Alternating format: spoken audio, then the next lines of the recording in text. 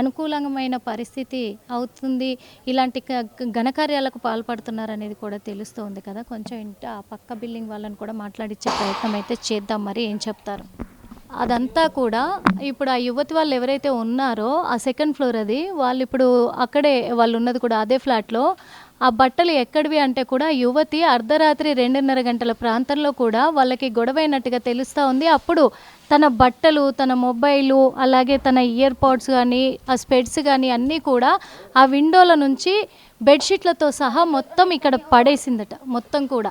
ఇప్పుడు తీసింది కూడా అమ్మాయి బట్టలే. మనం అంటే పోలీసులు చాలా వరకు కింద ఉన్నాయన్నీ కూడా వాళ్ళు స్వాధీనం చేసేసుకున్నారు, వాళ్ళు తీసుకెళ్ళిపోయినారు. కానీ ఇప్పుడు ఇంకా మిగిలిపోయి ఉన్నాయి. ఆ పైనయే తీస్తూ ఉన్నారు మొత్తం కూడా. అంటే ముందే ఇందులో నుంచి మొత్తం కింద పడేసింది అమ్మాయి అన్నట్టుగా తెలుస్తూ ఉంది క్లియర్గా కూడా. మొత్తం ఇన్నర్స్తో సహా మొత్తం ఆ అమ్మాయి పడేయడం కూడా జరిగింది. ఇక్కడ ఆ సెకండ్ ఫ్లోరు ఆ విండోల నుంచి మొత్తం కింద పడేశారు. ఆ కింద పడేసి అక్కడి నుంచి ఇంకా అమ్మాయి పరిగెత్తినట్టుగా తెలుస్తూ ఉంది. పాపము మనం ఈ పక్కింట్లోనే ఉన్నాము, వీళ్ళు కూడా మనతో పాటు ఉన్నారు ఇక్కడ. ఒకసారి లోపలికి వస్తారా? ఒకసారి రండి తల్లి, ఒకసారి రండి. ఇక్కడ పక్కింట్లోనే ఉంటారు వీళ్ళు. వీళ్ళింట్లోనే పడ్డాయి పాపం, వీళ్ళింట్లోనే మొత్తం బట్టలు, బెడ్షీట్లు అన్నీ పడ్డాయి. వాళ్ళకి ఎంత ఇబ్బందికరంగా ఉంటుంది, ఎంత ప్రాబ్లంగా ఉంటాయమ్మా. ఈ బట్టలు ఎప్పుడు చూసారు మీరంతా? నేను ఎర్లీ మార్నింగ్ పనం వచ్చిందండి. పనం వచ్చినాక అక్కడ ఒక్కొక్కటి వేసారంట. వేసినాక అది ఇక్కడ ఎందుకు పడ్డాయని బండి మీద పెట్టిపోయింది. మేము లేసే వరకు బండి మీద బుక్కు, తర్వాత ear phones, year pads, all out, ఇంత పెద్ద గడ్డలాగా ఒక ఉండ ఉందండి. ఆ ఉండ, ఒక బుక్కు, అది నల్లగా ఉంది, తాడుగట్టి అక్కడే ఉంది. అది ఉండ గోడవతలు ఉంది చూడండి, ఉన్నది అదొకటి. తర్వాత ఒక కవర్లో షాంపూ బాటిల్, తర్వాత పెద్ద బెడ్షీట్, డబుల్ బెడ్షీట్ గోడ మీద పడ్డది. నేను చూసి అట్లే ఫోటో తీసిన, కెమెరా తీసి అట్లా పెట్టిన చూసే వరకు వాళ్ళకి వచ్చిన పోలీసులు సాయంత్రం వచ్చి అవన్నీ చెక్ చేసి అవన్నీ ఒక కవర్లో తీసుకుని వెళ్ళిపోయారు. వాళ్ళు ఎప్పుడైనా అరుపులు కానీ అట్లా ఏమైనా రాత్రి 2:30కి అరుపులు వచ్చినాయండి. అమ్మాయి అంటే తను గోడ దుంకింది అంటారు, మేము చూడలేదు. మా పాప రాత్రి 2 వరకు చదువుకున్నాక అరుపులు ఎక్కువ నచ్చినట.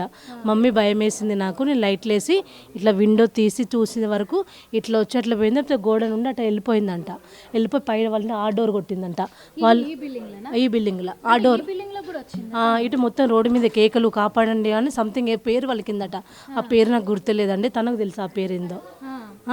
తర్వాత ఆ డోర్ కొట్టిందంట, వాళ్ళు లేరు. ఈ డోర్ కొట్టిందంట, ఈమె లేదు. మళ్ళీ గేటు కొట్టిందంట, మా గేటు కొట్టింది. కొట్టే వరకు మేము రాత్రి కదా, ఆ రోజు నేను బండి వరకు 1:30 అయింది.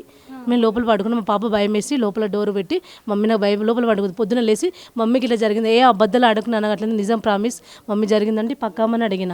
అంటే అవునరా జరిగింది, కేకలు వేసుకుంటూ ఊరుకుంటూ వచ్చింది. ఊరుకుంటూ వచ్చి ఇటు వెళ్ళిపోయిందంట. వెళ్ళిపోయి టెంపుల్ కాడికి వెళ్ళిపోయిందంట. అంతవరకు తెలుసు, తర్వాత నాకేం తెలియదు. మొత్తం తిరిగేసింది. మళ్ళీ ఇక్కడ బ్యాచిలర్స్ ఉన్నారు కదా, ఆమెకు గుడ్డ కప్తామని ఆమె ఎమ్మడి వెళ్ళారంట, 3 బ్యాచిలర్స్. కానీ ఇక్కడ కింద ఉంటారు, కానీ నాకు తెలియదు అంతవరకు తెలిసింది నాకు అంతే. ఒకటి అంతే. అంతకుముందు ఎప్పుడైనా వాళ్ళ ఇంట్లో నుంచి ఏమన్నా కొత్తగా వచ్చారంట, వచ్చి 20 days అయిందంట. మాకేం తెలియదు. ఇష్యూ రాత్రిపూట ఆ క్లాతులు వేసినది ఒక్కటి తెలిసి తప్ప మాకేం తెలియదు. రాత్రి పెద్ద గొడవ అయిందని చెప్పారు. మళ్ళీ ఇక అక్క ఉంది పైన, అలా 2 చేతులు కనిపించాలి లేచినట్టు కింద తెలిసిందట మాకు. ఆమె కిటికీలకి వెళ్ళి వేసేసినట్టు 2 చేతులు కనిపించినట్టు అంతే. తర్వాత ఏం కనిపించలేదు తనకి. అప్పుడే ఇంకా తను భయపడి లోపలికి వెళ్ళినట్టున్నారు అంతే. ఎందుకంటే వీళ్ళు విజయనగరం నుంచి ఇక్కడికి వచ్చారు. విజయనగరం నుంచి ఇక్కడికి వచ్చారు. వాళ్ళు వచ్చి 4 రోజులు అవుతా ఉంది. అలాంటిది ఇంకొక విషయం ఏంటంటే ఈ చుట్టుపక్కల మొత్తం ఎక్కడ చూసినా ఫ్యామిలీసే కనబడుతున్నారు. ఓన్లీ ఫ్యామిలీస్ చెప్పిన ఫస్ట్ అంకుల్ ఇల్లు కట్టేటప్పుడు అంకుల్ అన్ని ఫ్యామిలీస్ ఉన్నాయి, ఓన్లీ ఫ్యామిలీస్ ఇవ్వండి, బ్యాచిలర్కి ఇవ్వండి. అమ్మ మేము మధ్యలో ఇక్కడ కింద 1st floor మేము ఉంటాం, ఫ్యామిలీకి వస్తాం, మేము ఉంటాం, ఎవరికేమో. ఎందుకంటే ఆల్రెడీ పైన జరిగింది, కొన్ని రోజులు జరిగిన మేము చెప్పేసినాము. చెప్పినాక సరే అమ్మ ఒక 1 year అగ్రిమెంట్ రాయించుకున్నా, తర్వాత అంతా క్లోజ్ చేస్తా. పైన మాకు తెలియదండి, అందులో చాలామంది రాత్రి వచ్చి పక్క వాళ్ళు చెప్పిండ్రు, వచ్చి పోయిందమ్మా అయిపోయింది, ఒక 1 year అగ్రిమెంట్ ఉంది, అది అయిపోయాక క్లోజ్ చేస్తే మీకు ఏమి ఇబ్బంది ఉందో అన్నాడు. మళ్ళీ ఏదో విధంగా జరుగుతుందని పక్క వాళ్ళందరూ చెప్తారు. అట్లా యాప్ల ద్వారా రూమ్లు ఇచ్చి ఎవరికి పడితే వాళ్ళకి ఇట్లా ఇస్తూ ఉంటే, ఎక్కడి నుంచో వచ్చిన వాళ్ళు ఇలాంటివి చేస్తూ ఉంటే కాలనీకి కానీ ఫ్యామిలీస్కి కానీ ఎలా మేమండి ఆ రోజు రాత్రి ఫ్రైడే రోజు నిద్ర లేదు, శనివారం నిద్ర లేదు, సండే నిద్ర లేదు. అందరు భయపడకుండా ఎట్లా కూర్చున్నారు తెలుసా. ఇంట్లో అప్పుడప్పుడు వాళ్ళు పని మీద బయటకు వెళ్తారు, లేట్ వస్తారు. ఎంతవరకు కరెక్ట్?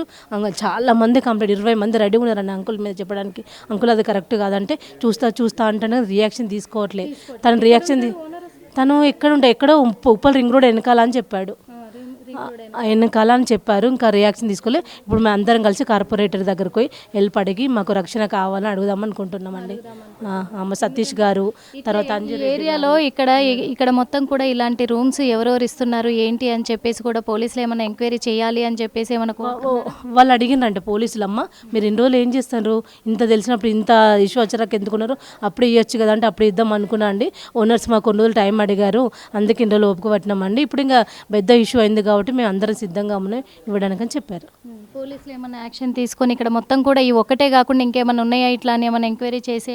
ఇంకేం చేయలేదండి. పోలీసులు వచ్చారంట, నిన్న వచ్చారంట, చూసారంట, అన్ని ఫోటోలు తీసుకుని వెళ్ళారు. ఇంకా వాళ్ళు రెస్పాన్స్ ఏం వచ్చింది ఇంకా మాకు తెలియదు. కాలనీ వాసులుగా మీరు పోలీసుల్ని కోరుతున్నారా ఇంకెక్కడైనా ఇలాంటి రూమ్స్ ఉన్నాయా ఏంటి అని చెప్పేసి? అదే పోలీసులు అందరూ కలిసి మేము ఒక లీటర్ రాసి 20 మంది సిగ్నేచర్ ఇచ్చి మాకు మళ్ళీ ఇంకోసారి ఇట్లా జరగద్దు, ఫ్యామిలీస్ ఉన్నాయి కదా అని అందరం కలిసి ఇద్దామని ప్లాన్ చేస్తున్నాం అండి. రెడీ ఉన్నారు 20 మంది సిగ్నేచర్ పెట్టడానికి.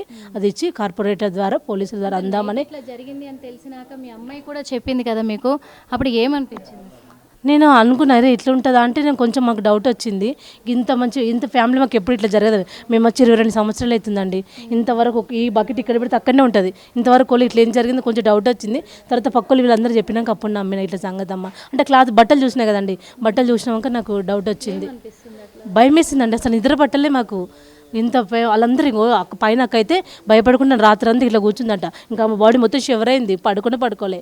అమ్మకి ఇట్లా సంగతి ఇట్లా అయింది. ధర్మకర్తలు ఏమంటున్నారనంటే అమ్మవారు ఏమన్నా పోనీ ఉంటుందా, ఆమెకి అమ్మవారు ఏమన్నా రమ్మని పిలిచి ఉంటుందా, ఆమెను ఆవహించి ఉంటుందా, ఎందుకు ఇలా నగ్నంగా పరుగులు తీసి? తను సాఫ్ట్వేరు బెంగళూరులో 5 సంవత్సరాలు జాబ్ చేసిన అమ్మాయి అట్లా ఎందుకు ఉంటుందండి? అది అసలైన వాళ్ళని పట్టుకొని అడగాల, కానీ అనవసరంగా వేయొద్దు కదా. అదేదో కూపి లాగి తెలుసుకొని అసలు నిజాలు నాకైతే తెలియదండి. మేము వెనక సైడ్ ఉంటాం కదా, ముందు వాళ్ళు వస్తుందంట, మంచిగా రెడీ అవుతుందంట, ఆఫీస్కి వెళ్తుందంట, అందరితో బాగా మాట్లాడుతుందంట. మాకు బ్యాక్ సైడ్ ఉంటామో తెలియదు కదా, ఇంకా క్లాత్ వేసినప్పుడు తప్ప మాకు ఆమె గురించి ఏం తెలియదు. మెంటల్ కండిషన్ అంటే వాళ్ళకి అడుకోవాలి. అమ్మ నా పైన ఉన్నారంట కదా, బాబాయ్ ఉన్నారు, అమ్మ నాన్న ఉన్నారంట. వాళ్ళ మదర్ చాలా అంటే చాలా రూడ్గా మాట్లాడేసి అసలు. అవునండి అన్నదంట, అట్లా కిటికీలకి ఒక ఆమె అడిగిందంట, అమ్మకి ఇట్లా చేస్తుంది, ఏం చేస్తుంది అర్ధరాత్రి వెళ్తాడు, నువ్వు చూసినావు కదా ఏం చేసినావు, ఆపద్దా, ఎందుకు ఆపలేదు, ఎందుకు పంపించినావు అన్నదట వాళ్ళ మమ్మీ.